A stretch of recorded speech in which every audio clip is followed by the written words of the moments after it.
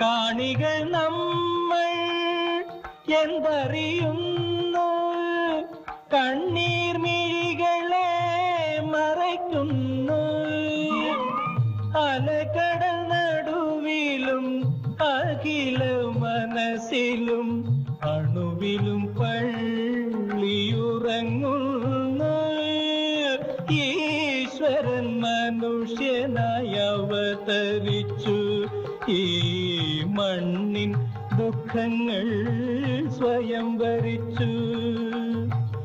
ഇരവും പകലും കരയും കടലും ഇടചേർന്ന ജീവിത കളിയരങ്ങിൽ ഈശ്വരൻ മനുഷ്യനായി അവതരിച്ചു, ഈ മണ്ണിൻ ദുഃഖങ്ങൾ സ്വയം ഭരിച്ചു. ഓം ഗുരുബ്രഹ്മ ഗുരുർവിഷ്ണു ഗുരുർദേവോ മഹേശ്വര ഗുരു സാക്ഷാത് പരബ്രഹ്മ തസ്മൈ ശ്രീ ഗുരവേ നമഃ. ഓം ചിന്താലേശായ പരമഗുരുവേ നമഃ. ഓം ചിന്താലേശായ പരമഗുരുവേ നമഃ. ഓം ചിന്താലേശായ പരമഗുരുവേ നമഃ. നമസ്കാരം. ചിന്താലയ ഗുരു വിഷ്വൽ മീഡിയയുടെ പുതിയ ഒരു എപ്പിസോഡിലേക്ക് എല്ലാ മാന്യപ്രേക്ഷകർക്കും സുസ്വാഗതം. ഭഗവാൻ ചിന്താലേശൻ്റെ ശരിക്ക് ഭഗവാന്റെ അത്ഭുത കഥകളാണ് കഴിഞ്ഞ 190ഓളം എപ്പിസോഡുകളിലായിട്ട് നമ്മൾ കണ്ടുവരണേ. ഇത് ഓരോ പറ്റരിൽ നിന്ന്, പറ്റരെന്ന് പറയുമ്പോൾ ഭഗവാന്റെ പറ്റര്, ഭഗവാനെ മനസ്സാൽ സ്മരിച്ചാൽ ഭഗവാന്റെ പറ്റി അവരിൽ ഉണ്ടാവും. അല്ലാതെ ഭഗവാനെ കാണണമെന്നോ ഭഗവാന്റെ അടുത്ത് അല്ലെങ്കിൽ 60 വർഷം നിന്നു അല്ലെങ്കിൽ 60 വർഷത്തെ പരിചയമുണ്ട് എന്ന് പറയുന്നതിലോ കാര്യമില്ല. ഭഗവാന്റെ പറ്റി കിട്ടാൻ അത് പറ്റി മാത്രം മതി. ആ വ്യക്തിക്ക് പറ്റി ഉണ്ടായാൽ ഭഗവാൻ പ്രസാദിക്കും എന്നുള്ളതിന് സംശയം വേണ്ട. അങ്ങനെ ഇന്ന് നമുക്ക് അതിഥിയായി വന്നിരിക്കുന്നത് രതിരാജാണ്. മാഡത്തിനെ സംബന്ധിച്ചിടത്തോളം ശരിക്ക് പറയുകയാണെങ്കിൽ ഭഗവാനെ കണ്ടിട്ടില്ല. ഭഗവാന്റെ ജീവസമാധിക്ക് ശേഷമാണ് ഭഗവാനെക്കുറിച്ച് അറിയുന്നത് തന്നെ. അങ്ങനെ ഭഗവാന്റെ പറ്റയായി മാറിയ ആളാണ് രതിരാജ്. ഇവിടെ തിട്ടമംഗലം, കുണ്ടാങ്കടവിനടുത്ത് തിട്ടമംഗലത്താണ് തിരുവനന്തപുരത്ത് താമസം. ഇപ്പോൾ മാഡമാണ് ഇന്ന് അതിഥിയായി വന്നിരിക്കുന്നത്. ഭഗവാന്റെ ഈ ചാനലിലേക്ക് മാഡത്തിനെ ഞാൻ ഹാർദവമായി സ്വാഗതം ചെയ്യുന്നു. ബാക്കി കാര്യങ്ങൾ മാഡം തന്നെ പ്രേക്ഷകർക്ക് വേണ്ടി പങ്കുവയ്ക്കണം. ഓം സഹനാവവതു സഹനൗ ഭുനക്തു സഹ വീര്യം കരവാവഹൈ തേജസ്വിനാം വദീതമസ്തു മാ വിദ്വിഷാവഹൈ. ഓം ശാന്തി ശാന്തി ശാന്തി. ഞാൻ സ്വാമിയെ കണ്ടിട്ടില്ല. സ്വാമിയെ ഞാൻ മാനസ ഗുരുവായി സ്വീകരിച്ചിരിക്കുകയാണ്. ഞാൻ ജനിച്ചത് മണക്കാട്, 8ാം ക്ലാസ് വരെ അവിടെയാണ് പഠിച്ചത്. അത് കഴിഞ്ഞ് എൻ്റെ അച്ഛനും അമ്മയും മരിച്ചപ്പോൾ ഞാൻ കുറ്റിച്ചലെന്ന് പറഞ്ഞൊരു സ്ഥലത്ത് ആ സ്കൂളിൽ എൻ്റെ അമ്മയുടെ അനിയത്തിയിലൂടെ ആ സ്ഥലത്ത് വന്ന് പഠിക്കാനിടയായി. പക്ഷേ അവിടെ ഒരു ആശ്രമമുണ്ട് എന്നൊക്കെ കേട്ടിട്ടുണ്ട്, അന്നദാനം ഉണ്ടെന്നൊക്കെ, പക്ഷെ പോയിട്ടില്ല. എങ്കിലും ആ കൊച്ചിച്ച് തന്നെ ഒരുപാട് സ്ഥലങ്ങൾ ഇങ്ങനെയുള്ള ഗുരുക്കന്മാരുടെ അടുത്ത് കൊണ്ടുപോയിട്ടുണ്ട്, ശ്രീനാരായണ ഗുരു പിന്നെ അല്ലാതെയൊക്കെയുള്ള. പക്ഷെ സ്വാമിയെ കണ്ടിട്ടില്ല. അങ്ങനെ ഇരുന്ന് പിന്നെ എൻ്റെ ഒരു 20 വയസ്സായപ്പോൾ എൻ്റെ കല്യാണം കഴിഞ്ഞ് സ്വാമിയുടെ ആശ്രമത്തിൽ ഞാൻ ഒരു കല്യാണം കൂടാൻ വന്നു. അപ്പോഴും സ്വാമിയെ കണ്ടിട്ടില്ല. പിന്നെ ഇപ്പം സ്വാമിയെ കാണാനിടയായ കാരണം എൻ്റെ ചേച്ചിയുടെ മോളെ കള്ളിക്കാടാണ് കല്യാണം കഴിച്ചു വിട്ടത്. പക്ഷെ അവർ ആക്ച്വലി ഞങ്ങളെ ബന്ധുക്കളാണ്. പക്ഷേ അമ്മുമ്മയൊക്കെ മരിച്ചോടുകൂടി ആ ബന്ധം അങ്ങ് പിന്നെ വരാതെയും പോവാതെയും അതങ്ങ് മാറിപ്പോയി. അപ്പോൾ സാറിന് പറഞ്ഞാൽ അറിയായിരിക്കും, കള്ളിക്കാട് മടത്തിക്കോട് എന്ന് പറഞ്ഞ സ്ഥലത്ത് പിന്നെ ഇലക്ട്രിസിറ്റി ബോർഡിൽ ജോലിയുള്ള ശശി എന്നാണ് ചേട്ടൻ്റെ പേര്, ഭാര്യയുടെ പേര് രാജം. അപ്പോൾ ആ ചേച്ചിയാണ് എൻ്റെ അച്ഛൻ്റെ റിലേറ്റീവായിട്ട് വന്നത്. അമ്മച്ചിയുടെ അനിയത്തിയുടെ മോൻ്റെ മോളാണ്. പക്ഷേ അങ്ങനെയൊന്നും അറിഞ്ഞുകൂടായിരുന്നു. യാദൃശ്യമായിട്ട് കല്യാണാലോചന വന്ന് അപ്പം ആ കുട്ടിയുടെ അമ്മ, ആ പയ്യൻ്റെ അമ്മ, അച്ഛൻ ഇങ്ങനെ ആശ്രമത്തിലൊരു ഭക്തനാണ് എന്ന് പറഞ്ഞപ്പം ഞാൻ ചോദിച്ചു, സ്വാമി ആശ്രമത്തിൽ അവിടെ ഒരു ആശ്രമം ഉണ്ടല്ലോ കള്ളിക്കാട്, എന്നെ ഒന്ന് കൊണ്ടുപോകുമെന്ന് പറഞ്ഞു. അങ്ങനെ ആ ചേട്ടനിലൂടെയാണ് ഞാൻ ശരിക്കും ആശ്രമത്തിൽ വരുന്നത്. അത് 2023 ഡിസംബർ മാസം വിശാഖ നാളിന് അവരുടെ ഈ വിളക്കായിരുന്നു, മണ്ഡലപൂജ കാലത്ത്. അപ്പോൾ അതിനു വേണ്ടി കൊണ്ടുവന്ന് അവിടെ വന്നാണ് ആദ്യമായിട്ട് വരണത്, അവിടെ ആശ്രമത്തിൽ പോത്തങ്കോട്. അപ്പോൾ ചേട്ടൻ ഇങ്ങനെ എല്ലാ കാര്യങ്ങളും പറഞ്ഞു തന്ന് സ്വാമി അന്നദാനം കൊടുക്കുന്നതിൻ്റെ അവിടെ സ്വാമിയുടെ ഒരു റൂം, അവിടെ വന്ന് നിന്നിട്ട് ഇങ്ങനെ ഈ കസേരയിൽ സ്വാമി ഇപ്പോഴും ഉണ്ട് എന്ന് പറയും. പുള്ളിക്കാരൻ ഇങ്ങനെ കരയും. അപ്പോൾ എനിക്ക് ഇതിനെപ്പറ്റി ഒന്നും അറിഞ്ഞുകൂടാ. അപ്പം ഞാൻ വിചാരിക്കും സമാധിയായ ഒരാൾ എങ്ങനെ ഈ കസേരയിൽ ഇരിക്കും, എനിക്ക് അറിഞ്ഞൂടെ. ചേട്ടന് എന്തുകൊണ്ടാണെന്നോ അങ്ങനെ പറഞ്ഞ് എന്ന്. പക്ഷെ പുള്ളിക്കാരൻ കരയുന്നുണ്ടായിരുന്നു, ഇങ്ങനെ കണ്ണ് നിറഞ്ഞു വരും. അങ്ങ് കേട്ട് ഞാൻ അങ്ങ് പോയി. അത് കഴിഞ്ഞ് ഞങ്ങൾ മോളവിടെ ബെൽഗാമിൽ താമസിക്കുന്ന സമയത്ത് മോൾക്ക് ഒരു മറ്റേ ഇൻഫെർട്ടിലിറ്റി ട്രീറ്റ്മെൻറ്റ് എടുത്തുകൊണ്ടിരിക്കുന്ന സമയമാണ്. പെട്ടെന്ന് മോൾക്ക് ട്യൂബ് പ്രഗ്നൻസിയായി, എമർജൻസി ഓപ്പറേഷൻ ചെയ്യണം, അല്ലെങ്കിൽ ക്രിട്ടിക്കലുള്ള അവസ്ഥയിലായിപ്പോയി. മാസം കഴിഞ്ഞു പോയി ഒരുപാട്. അപ്പോൾ ഇങ്ങനെ പറഞ്ഞപ്പോൾ ഞാനങ്ങനെ പെട്ടെന്ന് വിഷമിച്ചിട്ട്, അയ്യോ എന്ത് ചെയ്യും, നാട്ടിലാണെങ്കിൽ ഞാൻ ഏതെങ്കിലും അമ്പലത്തിലെങ്കിലും പോയി പ്രാർത്ഥിക്കും, ഞാൻ എന്ത് ചെയ്യുമെന്ന് ഇങ്ങനെ വിചാരിച്ചു. പിന്നെ ഫോൺ എടുത്തപ്പോൾ വരുന്നത് അത്രയും സ്വാമിയുടെ ഇതാണ്. ഞാൻ ഈ ചാനൽ കയറേ കാണാൻ ഒന്നും ചെയ്തിട്ടില്ല. അപ്പം ഞാൻ ആ ചേട്ടനെ വിളിച്ചിട്ട് പറഞ്ഞു, ഇതുപോലെയാണ് എൻ്റെ ഇത് ഫോണിലെല്ലാം സ്വാമിയുടെ ഇതാണ് വരണത്. അപ്പോൾ എന്തെങ്കിലും ഒരു ആ സർജറിയിലെന്ന് ഒരു പൂജ എന്തെങ്കിലും മോളെ പേരിനൊന്ന് ചെയ്യണേന്നും പറഞ്ഞു പൈസ ഇട്ട് കൊടുത്ത് അന്നത്തെ രാവിലത്തെ എന്തോ പൂജ ചേട്ടനെ കൊണ്ട് ഞാൻ ചെയ്യിച്ചു. അത് കഴിഞ്ഞ് ഇതൊക്കെ കഴിഞ്ഞ് ഞങ്ങൾ നാട്ടിൽ വന്ന് മോളായിട്ട് തിരിച്ചു വന്ന് പിന്നെ ഞാൻ ഒരുപാട് പ്രാവശ്യമായി ഈ ട്രീറ്റ്മെൻറ്റ് എടുക്കുന്നത്. അപ്പോഴും ഞാൻ മോളോട് പറഞ്ഞ്, എന്നോട് മോള് പറഞ്ഞു, ഒരു കാര്യം ചെയ്യും, ഇനി ഒരു അറ്റംപ്റ്റും കൂടി, ഇനി എൻ്റെ അമ്മ നിർബന്ധിക്കും. ഞാൻ അത്രയ്ക്ക് ഈ ട്രീറ്റ്മെൻറ്റ് എടുത്തെടുത്ത് ഞാൻ വളരെ മോശപ്പെട്ടു. ഇനി എനിക്ക് എൻ്റെ സ്വന്തം കാര്യം നോക്കാൻ പോലും പറ്റാത്തൊരവസ്ഥയിൽ ഞാൻ മാറിക്കൊണ്ടിരിക്കുകയാണ്. അമ്മ എന്നെ ഇനി നിർബന്ധിക്കരുത് എന്ന് പറഞ്ഞു. ശരിയെന്ന് പറഞ്ഞു. അപ്പം ഞാൻ പറഞ്ഞു, നീ ആ ട്രീറ്റ്മെൻറ്റ് എടുക്കണമെങ്കിൽ നീ എന്ത് ചെയ്യണം, ഇന്ന മാസം, ഒരു മാസത്തിൻ്റെ പേര് ഞാൻ പറഞ്ഞു തുലാമാസമാണെന്ന് പറഞ്ഞു, അത് കഴിഞ്ഞിട്ടേ നീ ചെയ്യാവൂ, അതുവരെ നിനക്ക് സമയം മോശമാണോ ഇങ്ങനെ പറഞ്ഞു. ഓ ശരി എന്ന് പറഞ്ഞു. പക്ഷേ ഇവള് രഹസ്യമായിട്ട് നമ്മുടെ പറയാതെ ഭാര്യയും ഭർത്താവുമായിട്ട്, ഭർത്താവ് അവിടെ നിന്ന് ലീവിന് വരും, ഇവള് ട്രീറ്റ്മെൻറ്റ് എടുത്ത്. ഇതൊന്നും ഞാൻ അറിയണില്ല സാർ, ഇത് പരമമായൊരു സത്യമാണ്. അപ്പോൾ ഇത് എടുക്കുന്നതിന് തൊട്ട് മുമ്പ് ഞാനൊരു സ്വപ്നം കാണുകയാണ്. സ്വപ്നം എന്ന് പറഞ്ഞാൽ ശരിക്കും പറഞ്ഞാൽ ഞാൻ ഇന്നുവരെയും അങ്ങനെയുള്ള സ്വപ്നം കണ്ടിട്ടില്ല, കാണുന്നത് തിരിച്ച് ചിന്തിക്കാനും പറ്റിയിട്ടില്ല.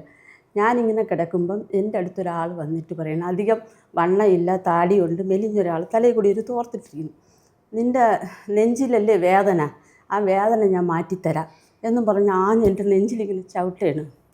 അപ്പം ഞാൻ പറഞ്ഞു, എനിക്ക് വേദനയൊന്നും ഇല്ലല്ലോ, എനിക്ക് അങ്ങനെയുള്ള അസുഖങ്ങളൊന്നുമില്ല, എനിക്ക് വേദനയൊന്നും ഇല്ല, നിൻ്റെ നെഞ്ചിലെ വേദന ഞാൻ മാറ്റണമെന്ന് പറഞ്ഞ് ഇങ്ങനെ ചവിട്ടി. അതുമാത്രമേ എനിക്ക് ഓർമ്മയുണ്ട്. പിന്നെ ഇങ്ങനെ ഉയർന്നു പോകണം. അപ്പം ഞാൻ ഈ കണ്ട രൂപം എല്ലാവരുടെ അടുത്തും ചോദിച്ചു, ഈ ഗീതയൊക്കെ പഠിക്കാൻ പോകുന്ന അടുത്ത് ഗുരുക്കന്മാരുടെ അടുത്ത് ചോദിച്ചപ്പം പറഞ്ഞു, അത് ഷിർദി സായി ആയിരിക്കാം, ദർശനം തന്നെയാണെന്നൊക്കെ പറഞ്ഞു. പക്ഷേ എനിക്ക് അറിഞ്ഞൂടാ, കുറേ അന്വേഷിച്ച് ഞാൻ അതവിടെ അങ്ങ് നിർത്തി. പിന്നെയും ഞാനിങ്ങനെ സ്വാമിയുടെ വീഡിയോകളിങ്ങനെ സ്ഥിരം കണ്ടുകൊണ്ടിരിക്കും.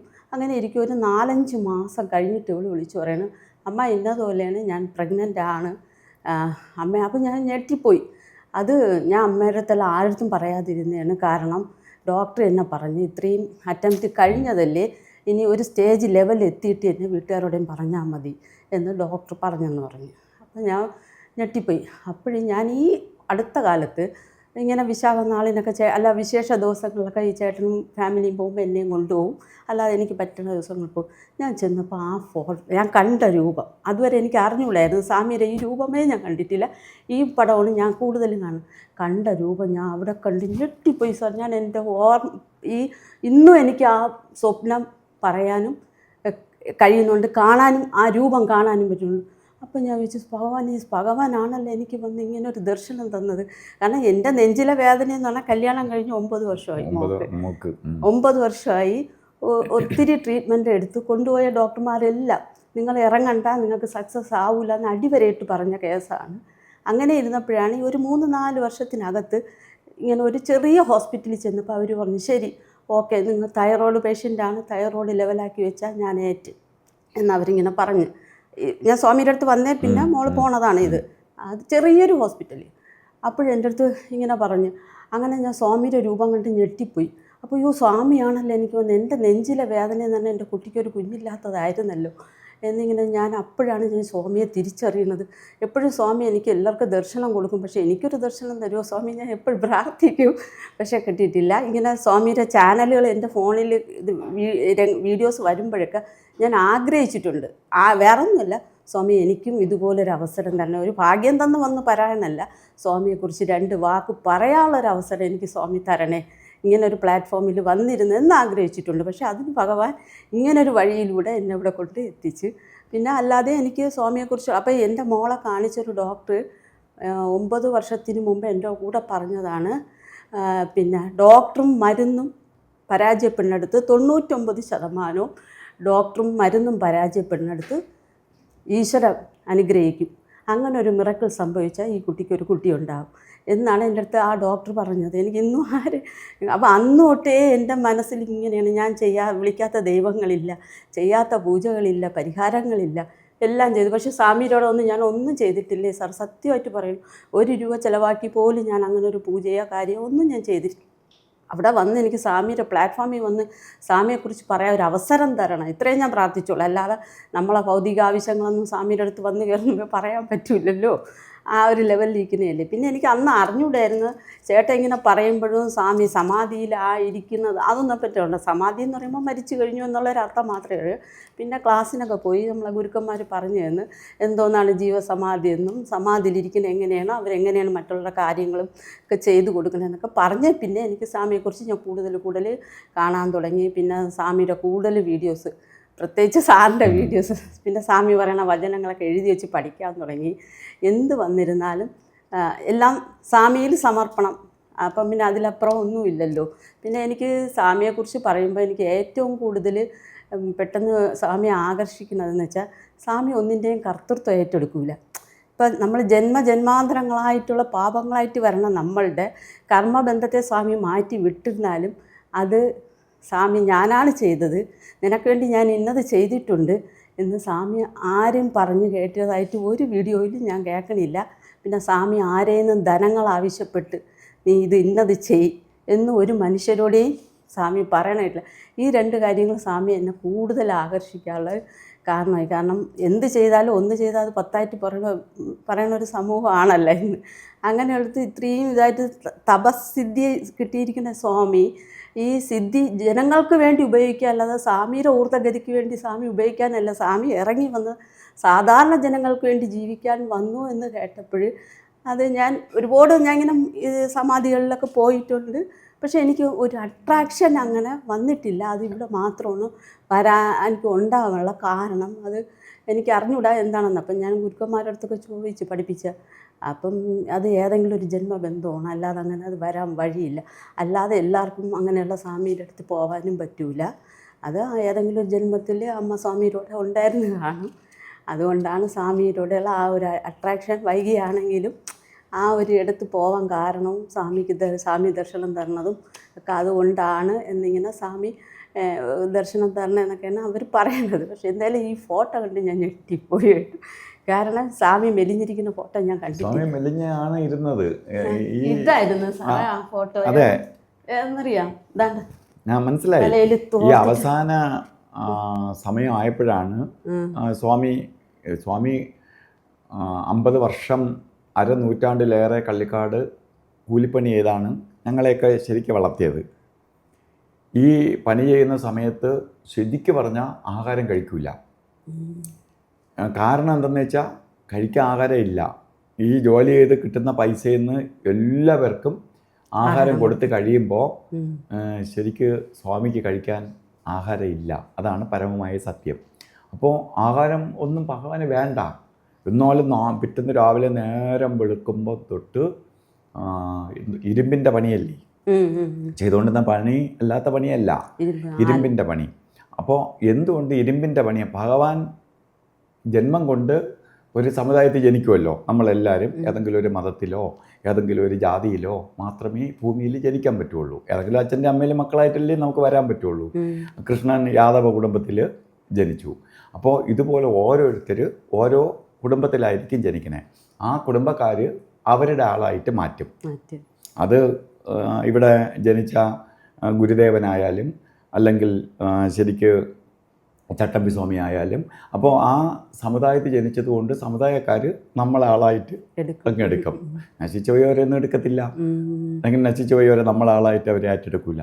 അവരൊക്കെ വലിയ ആളുകളായതുകൊണ്ട് നമുക്ക് പറയാനല്ലേ, നമ്മളൊരു അകന്ന ബന്ധു പോലും ഉയർന്ന നിലയിൽ ഇരിക്കുകയാണെങ്കിൽ നമ്മൾ അടുത്ത ബന്ധു എന്ന് പറയാൻ ഭയങ്കര ആഗ്രഹമാണ്. അടുത്ത ബന്ധു പോലും നശിച്ചു കിടന്നാൽ നമുക്ക് അടുത്ത ബന്ധു എന്ന് പറയാൻ, അകന്ന ബന്ധു എന്ന് പറയാൻ പോലും മനസ്സ് വരില്ല. ഇതാണ് സമൂഹം. അപ്പോൾ ഈ സമയത്ത് ഭഗവാൻ ആശാരി സമൂഹത്തിലാണ് ജനിച്ചത്. ജനിച്ചിട്ട് ഭഗവാൻ തിരഞ്ഞെടുത്ത വഴി ആലപ്പണിയാണ്, ഇരുമ്പിൻ്റെ പണിയാണ്, അതായത് കൊല്ലപ്പണിയാണ് ചെയ്തുകൊണ്ടിരുന്നത്. ഇത് എന്തുകൊണ്ട് എന്ന് ചോദിച്ചാൽ ഇരുമ്പിൽ നിന്ന് ശാപമൊന്നും വരാനില്ല, മറ്റെല്ലാം ശാപമാണ്. ആശാരി പണിയിൽ മരം മുറിക്കുക, ഒരു ജീവനെ ഇല്ലാതാക്കിയാണ് അതിനെടുത്ത് പണി ചെയ്യണേ തന്നല്ലോ. അപ്പോൾ ഇത് എല്ലാം അവരൊക്കെ പ്രപഞ്ച രഹസ്യം മനസ്സിലാക്കി ജീവിക്കുന്ന ആൾക്കാരാണ്. അങ്ങനെയാണ് ഭഗവാൻ ആ വഴി സ്വീകരിച്ചത്. അങ്ങനെ സൂര്യ ഉദിക്കുന്നത് തൊട്ട് അസ്തമിക്കുന്നത് വരെ പണി ചെയ്യും. പണി ചെയ്തിട്ട് കിട്ടുന്ന പൈസ 10-30ഓളം പേരെയാണ് വളർത്തിയത്. അന്നൊക്കെ ശരിക്ക് ഞാനവിടെ നിൽക്കുന്ന സമയത്ത് ഭഗവാൻ എന്നെ കുളിപ്പിക്കുകയൊക്കെ ചെയ്യും. കുളിപ്പിക്കാനും ആറ്റിക്കൊണ്ടുവന്ന് കുളിപ്പിക്കുക, തലതോർത്ത് തരുന്ന സ്വാമിയാണ്.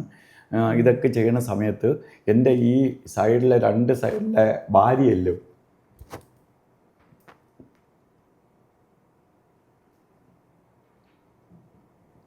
എനിക്കിപ്പോഴും ഓർമ്മയുണ്ട്. സ്വാമി ഇങ്ങനെ തടവിട്ട് പറയും, ഇതൊക്കെ നമുക്ക് നേരെ ആക്കണം കേട്ടോ പിള്ളേ. എന്നുവെച്ചാൽ നിവർത്തിയില്ല, വയറ് നിറച്ച് നമുക്ക് ആഹാരം കഴിക്കാനുള്ള നിവർത്തിയില്ല. ഭഗവാന് ഒരു ലിമിറ്റുണ്ട്, ഈ ജോലി ചെയ്യുന്നതിനല്ലേ തരാൻ പറ്റുള്ളൂ. അങ്ങനെ തടവി നോക്കും. അപ്പോൾ ആ നിലയിൽ നിന്നാണ് തമ്പുരാൻ നമ്മളെ അന്നം എന്ന് പറഞ്ഞ വിശപ്പ് ഇപ്പോൾ എന്തൊന്നും അറിഞ്ഞുകൂടാ, വിശപ്പ് നമുക്ക് അറിഞ്ഞുകൂടാത്ത ഒരു സമൂഹത്തിലേക്ക് പോയി. അന്ന് ഈ കിട്ടുന്ന പൈസയിൽ നിന്നെല്ലാം അന്നദാനം നടത്തുന്ന സമയത്ത് റോട്ടിൽ വച്ചാണ് അന്നം കൊടുത്തുകൊണ്ടിരുന്നത്. കള്ളിക്കാട് റോഡിൻ്റെ 2 സൈഡിലും ഇരുത്തി ആണ് ആദ്യമായിട്ട് കഞ്ഞി വീട്ട് സദ്യ നടത്തിക്കൊണ്ടിരുന്നത്. ഈ സമയത്ത് അന്നത്തിന് വേണ്ടി ശരിക്ക് ഒരു 12:30 മണിയാകുമ്പോഴേ അല്ലെങ്കിൽ 12 മണിയാകുമ്പോഴേ കൊടുത്തു തുടങ്ങുള്ളൂ.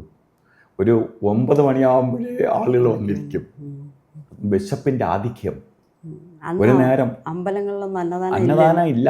ശരിക്ക് പറഞ്ഞാൽ ഭഗവാൻ അന്നദാനം തുടങ്ങിയതിന് ശേഷമാണ് ശരിക്ക് നാട്ടിൽ മൊത്തം അന്നദാനമായി. അപ്പോൾ അന്നദാനം ഇപ്പം അമ്പലത്തിൽ നടത്തുന്ന അന്നദാനം വിശന്നിട്ട് കഴിക്കാൻ വരുന്നതല്ല, അല്ല. അന്ന് അന്നത്തിൻ്റെ വില വിശപ്പിനുള്ള വിശപ്പായിട്ട് വരണവരാണ്. ഇന്ന് അന്നം എന്ന് പറഞ്ഞ അന്നദാനം, ഇന്ന ക്ഷേത്രത്തിൽ അന്നദാനമുണ്ട്, അപ്പോൾ അതൊരു വീട്ടിൽ ജോലി ചെയ്യാതിരിക്കാനും അല്ലെങ്കിൽ അന്നം അവിടെ നിന്ന് ഫ്രീ ആയിട്ട് കിട്ടും, അങ്ങനെ ഒരു ചടങ്ങ് പോലെ ഭക്തി അഭിനയിച്ച് ചടങ്ങ് പോലെ അന്നം കഴിക്കാൻ വരണവരാണ്, അല്ലാതെ വിശന്നിട്ട് വരണതല്ല. അന്ന് അന്നത്തിന് വകയില്ലാത്ത സമയത്ത് അന്നദാനത്തിന് വിലയുണ്ട്. ഇന്നിപ്പം പലപ്പോഴും അന്നദാനം നടത്തുന്ന സ്ഥലത്ത് നമ്മൾ പോയി നോക്കിയാൽ കുറേ അന്നം കൊണ്ട് വേസ്റ്റ് ചെയ്യും. ഈ കൊടുക്കുന്ന അന്നത്തിൽ പകുതി പോലും കഴിക്കുന്നത് വെച്ചാൽ വിശന്നിട്ടല്ല. അപ്പോൾ അതിൽ സ്വാദ് കുറവാണെങ്കിൽ കൊണ്ട് കളയും. അന്ന് അങ്ങനെയല്ല, സ്വാദൊന്നുമില്ല, വെറും കഞ്ഞിയും എന്തെങ്കിലും ഒരു കറിയോ ആണെങ്കിൽ പോലും അത് സ്വാദോട് കൂടി കഴിക്കുകയാണ്. അത് തറയിലിരുന്ന് അതിലൂടെ വണ്ടിയൊക്കെ പോകുമ്പോൾ ഇങ്ങനെ പൊടി ഇങ്ങനെ 2 സൈഡിലേക്ക് അടിച്ച് ആ പൊടിയും കൂടി ഇതിൽ വീഴും. എന്നാൽ പോലും അതിന് പ്രത്യേക സ്വാദായിരുന്നു. അത്രയ്ക്ക് കഷ്ടപ്പെട്ടാണ് സ്വാമി അന്ന്. അതുകൊണ്ടാണ് അന്ന് ഭഗവാന് അന്നം കഴിക്കാനില്ലായിരുന്നു. അതാണ് മെലിഞ്ഞിരുന്നത്. ആ മെലിഞ്ഞ് ഇരുന്നു. അവസാന സമയമൊക്കെ ആയപ്പോൾ ഭഗവാൻ പണിയൊക്കെ നിർത്തി ഇരിക്കുന്ന സമയത്താണ് കുറച്ച് ശരീരത്തിന് ഇങ്ങനെ അപ്പോഴും ആഹാരം വലിയ ആഹാരത്തിലല്ല, അവർ ഒക്കെ അല്ലാത്ത രീതിയിലുള്ള, അതുകൊണ്ട് ശരീരത്തിനെ ശ്രദ്ധിക്കില്ല. കാരണം എല്ലാവരും ശ്രദ്ധിക്കുമ്പം ഭഗവാന് വേണ്ടി ഒന്നുമേ ചെയ്തിട്ടില്ല. നേരത്തെ മാഡം പറഞ്ഞതുപോലെ ആരെ കയ്യിൽ നിന്ന് എന്തെങ്കിലും വാങ്ങിയിട്ടില്ല. ഒരാൾ ഇത്രയും ആയിരക്കണക്ക് ഭക്തന്മാർ ഭഗവാനെ കൊണ്ട് ആനുകൂല്യം പറ്റിച്ചവരുണ്ട്. ഈ ആശ്രമത്തിൽ വന്ന് നിൽക്കുന്ന ഏതൊരു വ്യക്തിയോട് ചോദിച്ചാലും അവർക്ക് എന്തെങ്കിലും ഒരു അനുഭവം ഇല്ലാത്ത ഒരാളും കാണില്ല. അപ്പോൾ അനുഭവങ്ങളുടെ ഒരു കൂമ്പാരമാണ്. ഭഗവാൻ എന്ത് ചെയ്യുമെന്ന് വെച്ചാൽ ഒരു അസുഖം എന്ന് പറഞ്ഞാൽ ഭഗവാന് മാറ്റാൻ പറ്റാത്തതായിട്ട്, ശരിക്കും ഞാൻ ഭഗവാന്റെ കൂടെ 4 വയസ്സ് തൊട്ട് നിന്നതുകൊണ്ട് പറയാണ്, ഭഗവാന് പറ്റാത്തതായി ഒന്നുമേയില്ല. ഭഗവാൻ വിചാരിക്കണം, ഭഗവാൻ അങ്ങ് തോന്നിയാൽ അത് ഇനി എത്ര മരിച്ച ആളായാലും, മരിച്ചു എന്ന് പറഞ്ഞ് ഡിക്ലെയർ ചെയ്ത ആളായാലും ഭഗവാൻ ജീവിപ്പിക്കും. ഭഗവാന് തോന്നണം, ഭഗവാന്റെ ശ്രദ്ധയിൽ പെടണം, ഭഗവാന്റെ ഭക്തരായി മാറണം. ആ മാറുക എന്ന് പറയുന്നത് ഈസിയല്ല, മനസ്സിലായില്ലേ? ഈസിയല്ല. ഇപ്പം നേരത്തെ തന്നെ ഗുരുക്കന്മാർ പറഞ്ഞു, യാതൊരു ജന്മബന്ധം ഭഗവാനുമായിട്ട് ഉണ്ട്. ജന്മബന്ധമില്ലാത്ത അല്ലെങ്കിൽ ഭഗവാനുമായിട്ട് ബന്ധമില്ലാത്ത ഒരാളിനും ഭഗവത് സന്നിധിയിൽ പോകാൻ സാധ്യമല്ല. അതിന് ഉദാഹരണം തന്നെ ഈ 3 ആശ്രമങ്ങളുടെയും വിളിപാടകലെ താമസിക്കുന്ന പലരും ഭഗവാനെ കണ്ടിട്ടില്ല, ഭഗവാന്റെ ആശ്രമത്തിൽ പ്രവേശിച്ചിട്ടില്ല. കാരണം അവർക്ക് എൻട്രി ഇല്ല. അവർക്ക് ഈ ആത്മാക്കൾ തമ്മിലല്ലേ ഈ ബന്ധം. ഇന്ന് മേഡം ഇവിടെ വന്നിരുന്ന് തമ്പുരാൻ്റെ കാര്യം പറയണമെങ്കിൽ, ഭഗവാനെക്കുറിച്ച് പറയണമെങ്കിൽ ഭഗവാൻ വിചാരിക്കണം. ഞാൻ വിചാരിച്ചത് കൊണ്ടോ അല്ലെങ്കിൽ മേഡം വിചാരിച്ചത് കൊണ്ടോ നിങ്ങളിവിടെ വരില്ല. അല്ല, ഞാൻ ഇന്നലെ ഇങ്ങനെ വിചാരിച്ചുകൊണ്ടെന്ന്, ഞാൻ ഇങ്ങനെ ആശ്രമത്തിൽ ചെല്ലുമ്പോൾ പറയും, പിന്നെ സാറിൻ്റെ അടുത്ത് നേരിട്ട് പറഞ്ഞു, എന്നെ എന്ന് വിളിക്കണമെന്തോ, മോളെ കൂടെ ബൽഗാമി പോയി കഴിഞ്ഞാൽ എനിക്ക് ഇപ്പോഴൊന്നും എനിക്ക് വരാനും പറ്റില്ല. എൻ്റെ ഇടയ്ക്ക് 2 മരണമായി, പെലയുള്ള മരണമാണ്. അപ്പോൾ ഞാൻ എവിടെ വെച്ചാണ് ഷൂട്ട് ചെയ്യണമെന്ന് എനിക്കറിയില്ല. എന്തെങ്കിലും വിചാരിച്ചുകൊണ്ട് ഞാൻ കുളിച്ചുകൊണ്ട് നിന്നപ്പോഴാണ് എനിക്ക് കോൾ വരണത്. അപ്പോൾ അത് മേഡം എൻ്റെ കൂടെ പറഞ്ഞു. അത് കഴിഞ്ഞ് ഈ ഷൂട്ടിംഗ് എന്ന് പറയുമ്പോൾ ഭഗവാന്റെ ഷൂട്ടിംഗ് ചെയ്യുന്ന ദിവസം നമ്മൾ മറ്റൊന്നും ചെയ്യൂല, ഭഗവാന്റെ ഇത് മാത്രമേ. പിന്നെ ഇത് ഭഗവാന് വാസമുള്ള, ഭഗവാൻ ജീവസമാധിയിൽ പ്രവേശിക്കുന്നതിന് മുമ്പേ ഈ പൂജാമുറി ഞാൻ ഉണ്ടാക്കിയതാണ്. ഈ പൂജാമുറി ഞാൻ ഉണ്ടാക്കുന്നത് ഭഗവാൻ ജീവസമാധിയിലൊക്കെ പ്രവേശിക്കുന്ന എത്രയോ മുമ്പേ. ഈ വീട് വെച്ചപ്പോൾ എൻ്റെ മനസ്സിൽ തോന്നി, ഭഗവാന് എൻ്റെ മുറി പോലെ ഒരു മുറി ഭഗവാനായിട്ട് പൂജാമുറിയായിട്ട് ഇരിപ്പിടായിട്ട് കൊടുക്കണം. നമ്മൾ സ്വാഭാവികമായിട്ട് എല്ലാവരും ചെയ്യണത് എന്താണ്? ഒരു വീട് വയ്ക്കും, നമുക്ക് വലിയ ബെഡ്റൂം, നമുക്ക് വലിയ ഹാള്, നമുക്ക് എല്ലാം വലിയതായിട്ട് വയ്ക്കും. ദൈവത്തിനൊരു പൂജാമുറി എന്ന് പറഞ്ഞാൽ യാതെങ്കിലും സ്റ്റെയർ കേഴ്സിൻ്റെ അടിയിലോ യാതെങ്കിലും വേസ്റ്റ് എവിടെ സ്ഥലം കിടക്കണം, അത് പൂജാമുറി. ദൈവം വേസ്റ്റാണ്. ഞാനപ്പോൾ പല വീടുകളിൽ പണ്ട് വാസ്തു നോക്കാനൊക്കെ പോകും. ചെല്ലുമ്പോൾ എനിക്ക് ഭയങ്കര വിഷമം തോന്നിയിട്ടുണ്ട്. ഈ സ്റ്റെയർ കേഴ്സിൻ്റെ അടിയിൽ ഇതുപോലെ എവിടെയെങ്കിലും ഒരു സ്ഥലത്ത് ദൈവത്തിനെ കൊണ്ടുവന്ന് ഒതുക്കിയിരുത്തിക്കും. ദൈവം അങ്ങനെ ഒതുങ്ങിയിരിക്കേണ്ട ആളല്ല. എന്തിന് വീട്ടിൽ പൂജാമുറി? വീട്ടിൽ പൂജാമുറി വേണ്ട. പൂജാമുറി വയ്ക്കുന്നെങ്കിൽ ദൈവത്തിൻ്റെതായ പ്രാധാന്യം കൊടുക്കണം. ഇത് എൻ്റെ മനസ്സിലുള്ളത് കൊണ്ട് ഞാൻ എന്ത് ചെയ്തു, ഇവിടെ ഇത് വയ്ക്കുന്ന സമയത്ത് എനിക്ക് ഭഗവാൻ ഏറ്റവും വലുതായിട്ട് ഭഗവാനെ എടുത്തത്, അത് കഴിഞ്ഞിട്ടേ മതി. അപ്പോൾ അതുകൊണ്ട് ഞാൻ ഇത് കംപ്ലീറ്റ് തടിയിൽ പണിഞ്ഞു. ചെവിരല്ല, അത് ചെവിരില്ല.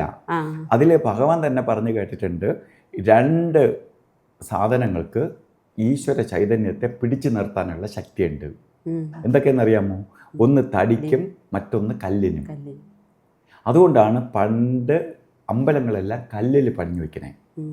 നമ്മളിപ്പോൾ തമിഴ്നാട്ടിലോ അല്ലെങ്കിൽ പത്മനാഭസ്വാമി ക്ഷേത്രത്തിലോ പോയാൽ അവിടെ ഏറ്റവും കൂടുതൽ കല്ലാണ്. അപ്പോൾ കല്ലിൽ കൊത്തിയാണ് എല്ലാം വച്ചിരിക്കുന്നത്. കാരണം അതിന് നമ്മൾ ഒരു ഓങ്കാര ധ്വനി ഉണ്ടായാൽ പോലും അത് കല്ല് വലിച്ചെടുക്കും. അതിന് ജീവനുണ്ട്, തടിക്കും ജീവനുണ്ട്. അപ്പോൾ ഇതിൽ വയ്ക്കണം. ഇത് കേട്ടു. ഇപ്പോൾ ഇതിൻ്റെ ഉയരെ കല്ലൊന്നും കയറ്റാനുള്ള ഇത് വിലക്കണമെന്നൊന്നുമില്ല. ചിലപ്പോൾ കല്ല് എൻ്റെ മുകളിൽ കയറ്റിയാൽ ചിലപ്പോൾ ഇതെല്ലാം കൂടി ഇടിഞ്ഞ് താഴെ പോകും. അപ്പോൾ ഭഗവാൻ പറഞ്ഞു എന്നും പറഞ്ഞ് ഞാൻ മണ്ടത്തരം കാണിച്ചിട്ട് അത് ഭഗവാന്റെ തലയിൽ കൊണ്ട് വയ്ക്കുന്നത്. അപ്പോൾ ഞാൻ തടിയിൽ പൂജാമുറി പണിയാം. അങ്ങനെ പൂജാമുറി പണിഞ്ഞിട്ട് ഞാൻ ഇതിനകത്തൊരു ക്ഷേത്രം പോലെ പണിയാൻ വേണ്ടി, കണ്ടില്ലേ, ആ ഭഗവാന്റെ അളവിനനുസരിച്ചിട്ട് ക്ഷേത്രം ഉണ്ടാക്കി. അതും തടിയിൽ തന്നെ, തടിയിൽ ക്ഷേത്രം ഉണ്ടാക്കി. ആ ക്ഷേത്രത്തിനകത്ത് ഭഗവാനെ തന്നെ പ്രതിഷ്ഠിച്ചു. ഭഗവാന്റെ പടം പ്രതിഷ്ഠിച്ചു. ആ പടത്തിന് തന്നെ ഭഗവാന്റെ അത്ര ഹൈറ്റാണ്. ഭഗവാന്റെ ഹൈറ്റ് എനിക്കറിയാമല്ലോ, അത് കണക്കാക്കിയെടുത്തു. ഇത് ഉണ്ടാക്കിയ ആൾ ഭഗവാനെ കണ്ടിട്ടില്ല. ആശാരി ഉണ്ടാക്കിയ ആൾ കണ്ടിട്ടില്ല. ഒരു ദിവസം ഈ ക്ഷേത്രമൊക്കെ ഉണ്ടാക്കി കഴിഞ്ഞതിന് ശേഷം ഇദ്ദേഹം കള്ളിക്കാട്ട് വാർഷിക സമയത്ത് എല്ലാവർക്കും ഭഗവാനെ കാണാം. അപ്പോൾ ഇദ്ദേഹം ദൂരെ നിന്ന് തൊഴുതുകൊണ്ടിരിക്കുകയാണ്. ഒരുപാട് ആളുകൾ നിൽക്കുകയാണ്. അപ്പോൾ ഇദ്ദേഹം സ്വാമിയെ കണ്ടിട്ടില്ല, സ്വാമി ഇദ്ദേഹത്തിനെയും കണ്ടിട്ടില്ല. അപ്പോൾ സ്വാമി ഇങ്ങനെ കഴിഞ്ഞു അയാളഞ്ഞ് വരാൻ പറഞ്ഞു. വന്നിട്ട് കേട്ട് നിങ്ങളാണ് പിള്ളേരെ അവിടെ ക്ഷേത്രം പണിഞ്ഞല്ലേ, യാതളവിൽ പണിഞ്ഞത് ചോദിച്ചോ. പുള്ളി വിറക്കാൻ തുടങ്ങി പേടിച്ച്. ഇത് ഓരോന്നും ഭഗവാൻ കണ്ടുകൊണ്ടിരിക്കുകയാണ്. അപ്പോൾ എന്നെ കൊണ്ട് ഞാൻ ഈ പടങ്ങളെല്ലാം ഭഗവാന്റെ എനിക്ക് എൻ്റെ മുറിക്കകത്ത് വേറൊരു ദൈവത്തിൻ്റെ പടം പറഞ്ഞതിനോട് എനിക്ക് യോജിപ്പില്ല. ഞാൻ വേറൊരു ദൈവത്തെ ആരാധിച്ചിട്ടില്ല. കാണപ്പെട്ട ദൈവം ചിന്താലേശനാണ്. അതുകൊണ്ട് ഈ ഗുരുബ്രഹ്മ, ഗുരുവിഷ്ണു, ഗുരുദേവവും മഹേശ്വര, ഗുരു സാക്ഷാ പരബ്രഹ്മ പറയൂലേ സാർ, അതിൽ ഗുരു തന്നെയാണ് പരബ്രഹ്മ. ഇതിൽ ആണെങ്കിൽ പോലും നമ്മൾ ഗുരു പരബ്രഹ്മമാണ്, ഗുരുവിന് മുകളിലൊന്നുമില്ല. എല്ലാം ആണെങ്കിൽ പോലും നമ്മൾ ഗുരുവിനെ കണ്ടവനാണ്. അപ്പോൾ നമ്മൾ കണ്ട ദൈവത്തിനെ ആരാധിക്കാതെ പണ്ട് ഭഗവാൻ തന്നെ ചിലപ്പോൾ ഇരുന്ന് ഇങ്ങനെ പറയും, നട്ട കല്ല് പേശുമോ നാഥനുള്ളിലിരിക്കുകയിൽ. നാഥൻ അവിടെ ഇരിക്കുകയാണ്. അപ്പോൾ നട്ട കല്ല് പേശുമോ, അമ്പലത്തിലൊക്കെ ചെന്ന് നിന്ന് കല്ലിൻ്റെ മുമ്പ് ചെന്ന് നിന്ന് നട്ട കല്ല് അവിടെ ഊന്നി വെച്ച സാധനം, പ്രതിഷ്ഠ എന്ന് പറഞ്ഞാൽ അങ്ങനെയാണല്ലോ, ഒരാൾ കൊണ്ടുവന്ന് ഊന്നി വെക്കുന്ന സാധനം, അത് പേശു, അതൊന്നും പറയില്ല. അതിൻ്റെ അടുത്ത് എന്ത് വേണോ ചോദിക്കാം. അതുകൊണ്ട് അമ്പലത്തിൽ പോയി ഓരോരുത്തർ ചോദിക്കുന്ന കാര്യങ്ങൾ ആ വിഗ്രഹത്തിന് ജീവനുണ്ടായിരുന്നെങ്കിൽ ഇവരെ ഓട്ടിച്ചിട്ടടിക്കും എന്ന് വെച്ചാൽ ആ ദേവിക്ക് പോലും ചെയ്യാൻ പറ്റാത്ത കാര്യം. എല്ലാ കാര്യം ചോദിച്ച് കഴിഞ്ഞതിന് ശേഷം ഞാൻ ഇങ്ങോട്ട് വന്നപ്പോൾ അടുത്ത വീട്ടുകാരി എന്നെ നോക്കിക്കൊണ്ടുവന്ന് അവളെയും കൂടി ശല്യം തീർത്ത് തരണേന്ന് പറഞ്ഞിട്ടേ ഇറങ്ങുള്ളൂ നമ്മളെ പ്രാർത്ഥനയിൽ. അപ്പോൾ എല്ലാം കഴിഞ്ഞു, നമ്മളെ കാര്യമൊക്കെ ഓക്കെ, എല്ലാം പറഞ്ഞു കഴിഞ്ഞു. എന്നാൽ അടുത്തൊരാളിനും കൂടി ഒരു പാര വെച്ചിട്ട് പോകുന്ന അവസ്ഥ. അതുകൊണ്ട് ഭഗവാൻ ഇപ്പം മാഡത്തിന് ഭഗവാന്റെ പരിചരണം ഇരിക്കുന്ന മാഡത്തിനൊരു മാരക രോഗം വന്നു. ഭഗവാൻ ഒരിക്കലും ഭഗവാൻ മാറ്റിയെന്ന് ഭഗവാൻ ഇഷ്ടമില്ല. അതുകൊണ്ട് ഭഗവാൻ എന്ത് ചെയ്യും, ഇത് കൊണ്ടുവന്നിട്ട് ഒരു അവിടെ ഇരിക്കണ ചിലപ്പോൾ ഇതുപോലെ കുടിക്കാൻ വച്ചിരിക്കുന്ന വെള്ളമായിരിക്കും. ഈ വെള്ളം എടുത്ത് അവർ കൊടുത്തിട്ട് ഇത് കുടിക്കും, കുറച്ച് ആശ്വാസം വരും. അപ്പം നമ്മൾ വിചാരിച്ചെന്താണ്, ഭഗവാൻ അവിടെ എന്തോ ഒരു സാധനം നമുക്ക് തന്നു, ഈ സാധനത്തിൻ്റെ കഴിവിൽ എൻ്റെ രോഗം മാറി. അല്ലെങ്കിൽ അവിടെ ഇരിക്കുന്ന ഒരു കുപ്പിയിലിരിക്കുന്ന കുറച്ച് വെള്ളം, അത് പച്ചവെള്ളം ആവട്ടെ, ഒരു കുപ്പി വെള്ളം, ഇതിനെ ഒരു 4 ദിവസമായിട്ട് അങ്ങ് കുടിക്കും രാവിലെ വെറും വയറ്റിൽ. വെറും പച്ചവെള്ളമാണ്, പച്ചവെള്ളമല്ല, ഒന്നുമല്ല, അത് സാധാ പച്ചവെള്ളം തന്നെയാണ്. പക്ഷെ ഭഗവാൻ അസുഖം മാറ്റി. പക്ഷെ അത് ഭഗവാൻ മാറ്റിയെന്ന് ഈ ഇരിക്കുന്ന ആൾ അറിയരുത്, വന്ന് നിൽക്കുന്ന ആൾ അറിയരുത്. അല്ലെങ്കിൽ ചുമ്മാ എന്നിട്ട് പറയും അടുത്ത് യാതൊരു ക്ഷേത്രമുണ്ട്, അത് തൊട്ടടുത്ത് ദേവിയുണ്ട്, ആ ദേവിയിൽ അവിടെ ഒരു 7 ദിവസം പോകണം കേട്ടാ. അപ്പം നമ്മൾ വിചാരിക്കും, അയ്യോ ഞാൻ 7 ദിവസം ദേവിയെ സ്വാമി പറഞ്ഞ് ദേവിയിലെടുത്ത് പോയി എൻ്റെ എല്ലാ ദുരിതങ്ങളും മാറി. ഭഗവാന് ഇപ്പം മാഡത്തിന്